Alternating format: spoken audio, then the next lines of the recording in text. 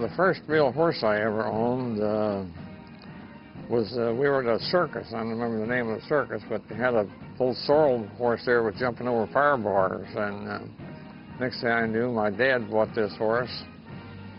And she was a really good jumper. Her name was Scarlett O'Hara. That's what she was named at in the circus, and we kept that name. And we rode in the first horse show they ever held at Harrisburg, at the same place, the Harrisburg Horse Show.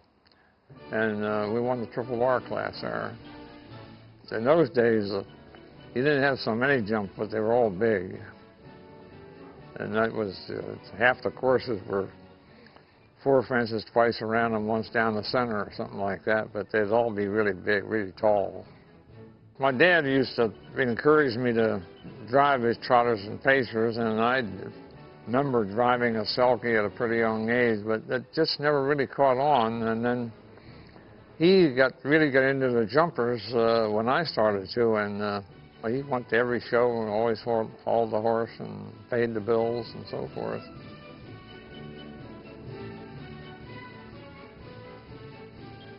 For a speed horse, Blue Devil was world champion speed horse, one that they got in Italy. Rattler was another, and he was a quarter horse from Texas. He won the Hamburg Derby. At that point, he was the only non-German horse that's ever won it. I was the only non-German rider that ever won it.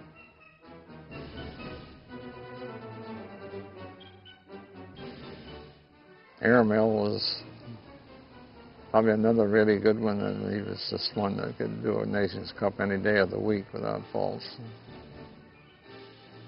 I was assigned as headquarters commandant of the 2nd Corps, which also had all of the horses that we used in the '48 Olympics. So I had all of those horses under my command, which meant I had the 3-day horses, the jumpers, the dressage horses, all of them.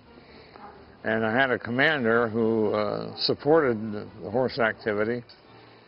So I had all those horses, and we showed all. We even went to, when they had the Berlin blockade. The commander in Berlin was a horseman, and he got permission from the Russians for us to ship the horses to the horse show in Berlin, when you couldn't get a sack of wheat through without flying it in those days. And with those same horses, we were lucky enough to win the Prize of Paris and a lot of things.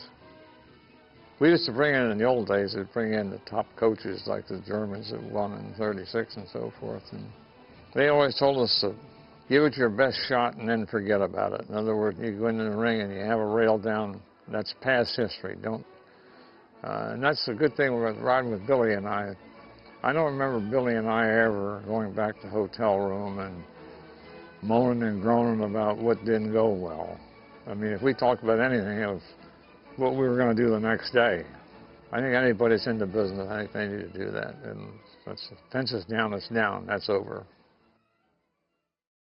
I see it all the time. Sometimes at a really early age, they think they want to do it, but I think they need to find a stable where there's lots of horses, where there's lots of chances for them to ride.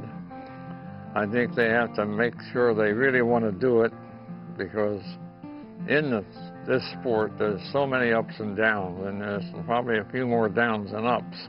I see them all the time, people that go to the riding schools and so forth and come out and then find out that's not really what they want to do.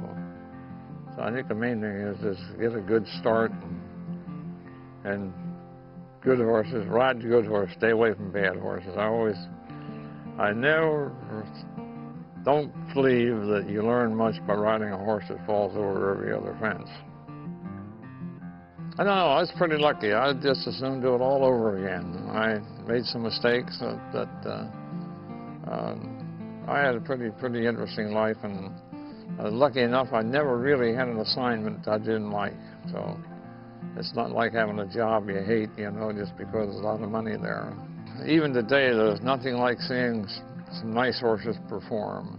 In most cases, the people that perform well with their horses, they're usually pretty nice people. So I'd say that just the whole association is what's kept me going.